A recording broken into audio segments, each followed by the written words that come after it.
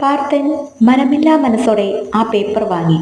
ഒരു ആകാംക്ഷ മുൾമുനയിൽ അത് തുറന്ന് വായിക്കാൻ നോക്കിയപ്പോൾ ഉണ്ണിമായ പറഞ്ഞു, ഞാൻ പോയിട്ട് തുറന്നാൽ മതിയെന്ന്. അത് കേട്ടതും പേപ്പറിൻ കഷ്ണം കയ്യിൽ പിടിച്ചു. ഉണ്ണിമായോട് ചോദിച്ചു, അപ്പോ ഇത് തരാനാണോ ഇങ്ങോട്ട് വന്നതെന്ന്. അതെ, പകലൊന്നും കണ്ണിലുണ്ണിയുടെ അടുത്ത് വരാൻ എനിക്ക് കഴിയില്ല. അതും പറഞ്ഞ് സങ്കടപ്പെട്ടുകൊണ്ട് ഉണ്ണിമായ പറഞ്ഞു, ഇത് വായിക്കാതെ ഇരിക്കരുത്. ഈ പൊട്ടിപ്പെണ്ണിൻ്റെ ചെറിയ പ്രാന്താണ് എന്ന്.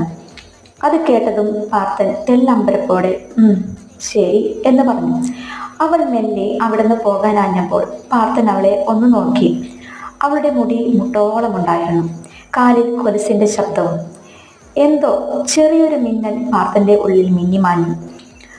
അവളോട് നിൽക്കൂ എന്ന് പറയണമെന്നുണ്ട്. പക്ഷേ അവൾ പോയാലല്ലേ ആ പേപ്പർ തുറന്ന് വായിക്കാൻ പറ്റൂ. അതുകൊണ്ട് പറഞ്ഞില്ല. പക്ഷെ ഒന്ന് ചോദിച്ചു.